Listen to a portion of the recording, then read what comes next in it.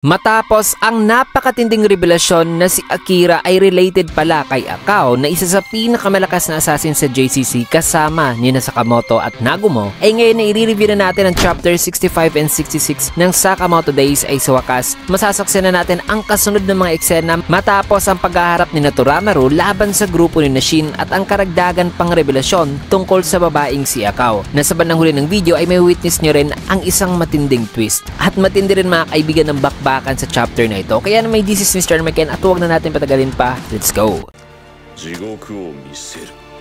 Nagsimula ang chapter dito kay Akao, hawak-hawak ang baril na sabing alam mo ba ang bagay tungkol sa mga baril? Para raw itong mga sasakyan na malalaman mo raw kung anong klaseng tao ang kaharap mo depende sa kung papaanong paraan daw ito nagmamaneho. Naayon pa kay Akao na pagdating daw kina Sakamoto at Nagumo ay ang dalawa mga kaibigan ay ang mga tipo daw ng driver na nagiging kabado kung mag-change lane na raw sila. Na sa madaling salita ay hindi raw magaling sina Sakamoto at Nagumo pagdating sa paggamit ng baril. Nasabi naman ni Nagumo na kalokohan lang naman ito. Ano bang maganda kung natatamaan mo ang mga di gumagalaw na target? Nasabi rin ni Sakamoto na wala naman din daw gumagamit ng ganyang kadaming bala ng baril pagdating daw sa tunay na laban. Kung kaya't binaril naman sila ni Akao na pinadaan lang ni Akao kay Sakamoto ang bala na sabing, hoy, kayo ang naghamon sa akin dito. Ngayon, bilhan niyo ako ng pagkain gaya sa ipinangako nyo, kundi papatayin ko kayo. Nagsalita naman ulit si Nagumo na ikinainis naman ni Akao. Kaya matapos ang flashback na yan ay dito naman sa present, tinanong naman ni Akira si Sakamoto sa kung ano rong problema. Sagot naman ni Sakamoto na, Akira,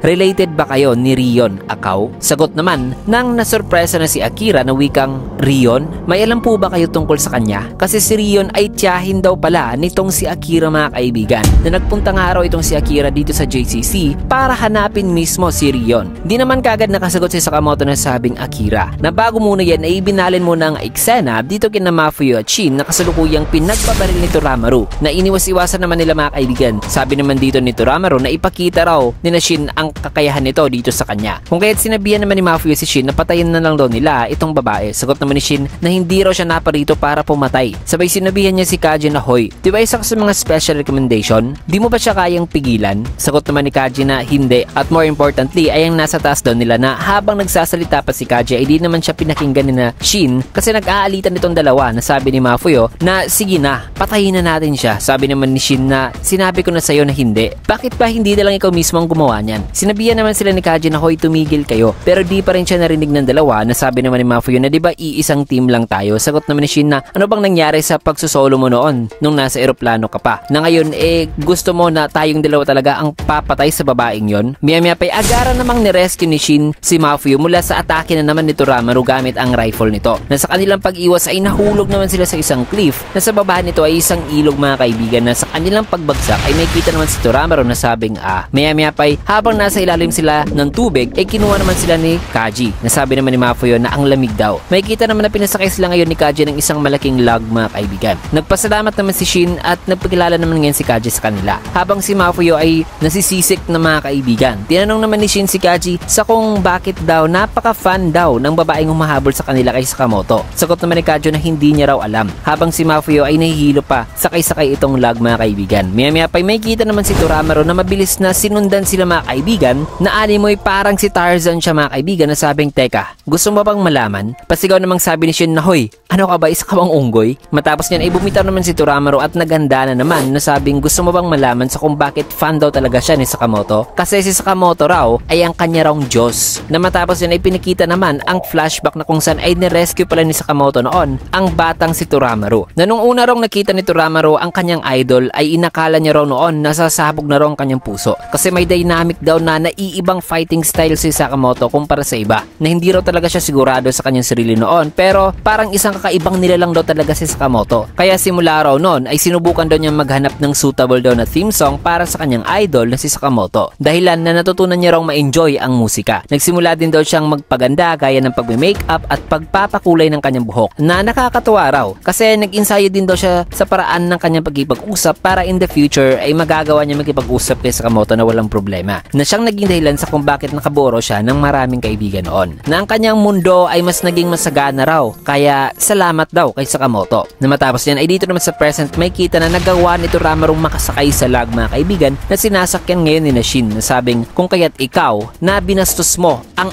aking debosyon sa idol ko ay karapat dapat ka talagang mamatay. Sabay dito na siya umatake na sabing para sa'yo yan. Na naiwasan naman ni Shin, sabay sinabihan niya si Mafuyo na tumalon daw malapit sa kanya upang mabalanse itong log. Ngunit di na ito magawa ni Mafuyo kasi nahihilo na siya mga kaibigan at nasusuka na. Kaya dito na nagseryoso si Shin at hinawakan ng kanyang balikat na sabing okay, sige, lumapit ka sa akin, lalabanan na kita. Nagulat naman si Toramaru sa ginawa ni Shin na sabing teka, ang paraan daw ng pagkakrak sa likod ni Shin kanina ay ang standard routine daw ni Sakamoto bago ito sasabak sa laban. Nagtaka naman si Shin sa sinabi ni Toramaru na dadag pa nito na kung ginagaya raw ni Shin ang isang core mannerism o galawan ni Sakamoto ay baka isa rin daw pala sigurong Sakamoto fan si Shin. Tinanong naman ni Mafuyo si Shin kung isa ba raw itong otaku. Nasa isipan naman ni Shin ay napasabi siyang kainis na laban niya tuloy. Ayon pa kay Toramaru na ang galing, wala pa akong nakilalang tao na mapagsasabihan ko talaga tungkol sa mga ganitong bagay. Sabay tinanong niya si Shin sa kung ano raw ang pinaka nagustuhan daw nito kay Sakamoto kasi siya ay nagustuhan daw niya ang angas ni Sakamoto na nagpapakita raw ito ng zero emotion na parang isa bang buhay raw na killing machine itong si Sakamoto na diba napakaangas daw niyan. Sumagot naman si Shin na sabing hindi, naiintindihan kita. Ganyan din ang nararamdaman ko noon pero pagdating daw kay Sakamoto o kay Mr. Sakamoto ay nagustuhan daw niya ay kahit gaano pa raw katumal ang kanyang store ay hindi raw talaga sila pinapalay off nito. Ganyan daw ka-caring itong si Sakamoto. Nagtaka naman si Toramaru na sabing ha? Ano bang pinagsasabi mo? In which ay dadapan ni Shin na pero ang lahat ay nagsasabing siya raw ang pinakamalakas na assassin sa kasaysayan at pambihira raw talaga ang lakas nitong si Sakamoto. Pero kung magkakandaletse-letse na raw ang sitwasyon ay sino ba raw ang maaasahan ni Sakamoto? Nasa isipan naman ni Shin ay sabi niya na hindi niya raw hayaan na ang kanyang pag-a-admire kay Sakamoto ay pipigil daw sa kanya. Sabay tinapos na niya ang kanyang salita na sabing gusto raw niyang makatayo side by side kay Sakamoto bilang ang tunay daw nitong partner. Mas lalo namang nagtaka si Toramaru sa sinabing yan ni Shin na sabing ha? Ang pakikinig daw niya kay Shin sa istorya nito ay para bang pinapakita rito ni Shin na mas kilala raw nito si Sakamoto kumpara sa kanya. Nadagdag pa ni Toramaru na para bang isa kang TOP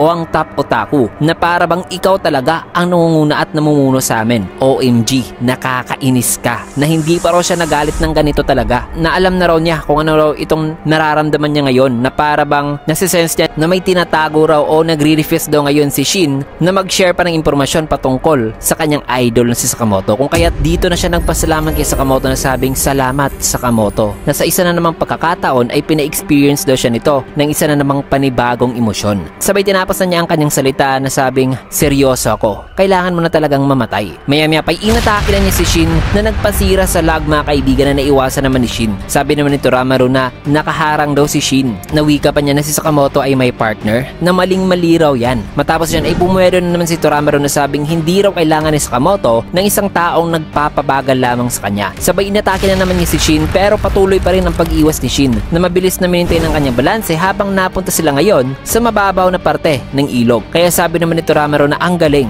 na wala raw nakapag-land na kanyang atake kay Shin na para bang nababasa raw ni Shin ang kanyang mga galaw na isa ba raw talaga itong clairvoyant. Sabay tinanggal na ni Toramaru ang palakol na nasa kanyang rifle at naghanda na nasabing pero kung ang magagawa mo lang ay ang umiwas o umilag matapos niyan ay binato na niya si Shin ng kanyang palakol na naiwasan ulit nito. Subalit naganda na pala si Toramaru sa unahan ni Shin na sabing isang disgrace daw para sa isang Sakamoto fan itong si Shin kung palagi lang daw itong umiiwas sa mga atake. Maya-maya pa ay binaril na niya si Shin na naiwasan na naman ito mga kaibigan na sabi naman sa isipan ni Shin na ang babaeng to may malaki raw itong armas at alam na alam daw nito sa kung paano ito talaga gamitin. May kita naman sa may di kalayuan sina Mafuyo at Kaji na sabi naman ni Mafuyo na kailangan daw ngayon ni Shin ng tulong pero nahihilo pa raw siya. Habang sa isipan naman ni Kaji ay sabi niya na tutulong pa raw siya na ano raw ang kanyang sasabihin. Kung tutulong siya doon o kung lalapit siya na hoy, nandito ako para sa'yo bro. O parang sobra raw yan na baka iisipin daw tuloy ni Shin na masyado lang daw siyang friendly na baka siguro ay mas natural lang daw kung tutulong na lang daw siya at lalapit na walang sasabihin na kahit na ano kay Shin. Na di bale na lang daw na maghihintay na lang daw siya na uunahan siya ni Shin sa pagsalita. Sapagkat itong si Kaji mga kaibigan ay isang mahiyain pala na tao. Nasabi naman sa kanyang isipan na sa ngayon ay hahagurin na lang daw muna niya ang likod nitong kanyang kasama. Na nang ginawa niya ito ay sabi naman ni Mafuyo na pwede bang wag mo akong hawakan. Nahiya naman si Kaji sa sinabi ni Mafuyo. Matapos niya yan ay balik naman kina Shin na ngayon inactivate na ang kanyang kakayahan na makita ang predetermined moves ng kanyang target, ay dito niya na nagawang maiwasan ang atake ni Toramaru, sabay bumawi na siya ng isang sipa sa ulo nito. Pero laking gulat ni Shin nang nagawa pa ni Toramaru maka-atake sa kanya na na-block naman niya at bahagya siyang napatalsik. Nasabi naman ni Toramaru na so gusto mo rin pala na counter attack, na siguro ay patutumbahin na lang daw niya ngayon si Shin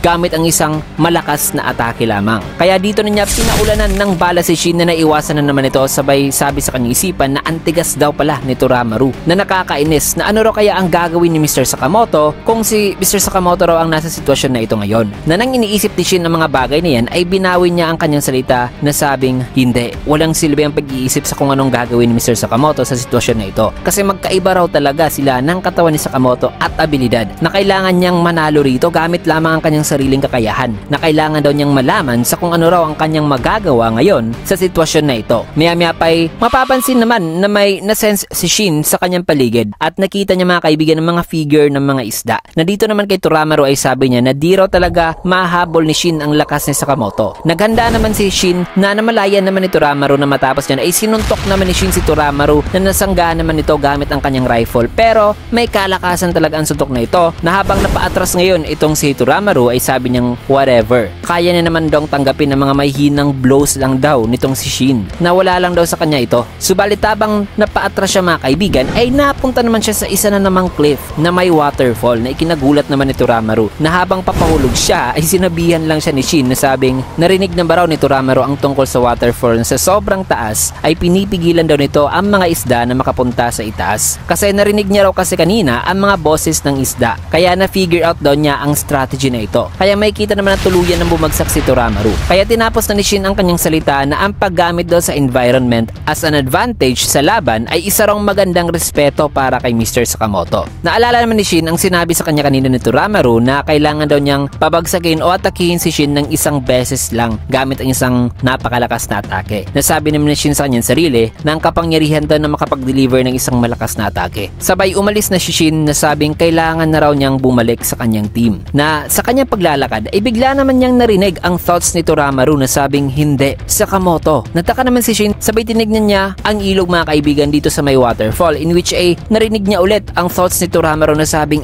hindi ako makahinga. Kung kaya't agaran namang tumalon si Shin, na sa kanyang pagtalon ay dito sa ilalim may kita na si Toramaru ay tila ba'y may kinukuha pala, na ang kanyang kinukuha ay ang Sakamoto dahil pala na na-stuck mga kaibigan sa isang bato. Kaya ni-rescue naman siya ni Shin kasama ang weapon nito at ang dal, in which ay napasabi naman si Shin na grabe napaka-hardcore daw talaga na fan nitong si Toramaru. Matapos yan ay na-rescue na ni Shin si Toramaru, na nang nagising na si Toramaru na sabing Sakamoto, masaya ako na ayos ka lang. May kita naman si Shin na papaalis na wikang sa susunod hindi na talaga kita i-rescue pa. Tinanong naman ni Toramaru si Shin sa kung bakit niligtas daw siya nito, in which ay painis namang sagot ni Shin na kasi alam daw niya ang pakiramdam na maglulook up kay Mr. Sakamoto. Besides, kung si Mr. Sakamoto raw ang nasa kanyang sitwasyon ay di rin naman daw hahayaan ni Sakamoto mamatay itong si Toramaru. Ganun lang daw. Na nang sinabi ni Shin ng mga salitang yan ay nakita naman ni Toramaru si Sakamoto dito kay Shin, kaya sinabihan niya ito na sayo na ito, na sa paglingon ni Shin ay laking gulat niya na umiiyak na si Toramaru, na gusto na nitong ibigay kay Shin ang dal nito na si Sakamoto, na sabing sayo na ang titulo ng top otaku, pwede ka na maging #1 fan ni Sakamoto. Sumigaw naman si Shin na sabing wag na. Tanong naman ni Toramaru na bakit, para sabay tayong mag-cheer sa kanya. Sagot naman ni Shin na ayaw ko yung dal na yan, ang kailangan ko rito ay ang tailband daw nitong si Toramaru. Na habang nagsasalita pa si Shin ay bigla namang dumating ang isang miyembro ng Special Recommendation Squad mga kaibigan na si Shinaya, nang yay sinuntok ng napakalakas si Toramaru na napatalsik talaga nito. Lubos naman ang pagkagulat ni Shin sa ginawa nito mga kaibigan, na kasabay niyan ay mapapansin sa mga mata nitong si Shinaya ang isang ingay ng parang device mga kaibigan, sapagkat kontrolado pala ni Gaku ang katawan nito, na ngayon sabing gaya raw sa iniisip niya ay may lag daw talaga sa kanyang paggalaw. May kita naman si Kashima na siyang nag-ooperate sa laptop para ma-maintain ang connection ni Gaku. Nasabi naman ni Gaku na magpapanggap lang daw siya na naglalaro siya ngayon ng Resident Evil. Nasisimulan na raw niya ang pag-i-scout ngayon. So kinukontrol pala ngayon ni Gaku mga kaibigan itong si Shinaya gamit ang isang koneksyon, at ngayon ay parang gumagamit lang si Gaku ng VR. Na matapos yan ay may kita ang duguan at wala nang malay na si Toramaru, habang si Shin ay kinakabahan at di na makapaniwala mga kaibigan sa nangyayari ngayon. Man, ang tindi ng entrance ni Gaku, at simula ngayon ay isang brutal at matinding labanan talaga ang ating matutunghayan dito sa pagdating ni Gaku upang maghasik toxic na ang laging mga kaibigan. Pero masasaksiyan na natin yan sa susunod na chapter kasi dito muna natin tatapusin ang video sa last panel na ito. Kaya tutok lang at kung nagustuhan nyo ang ating video mga kaibigan ay can I get a like, comment, follow, subscribe na rin for more videos like this. Maraming salamat and see you guys again on my next video.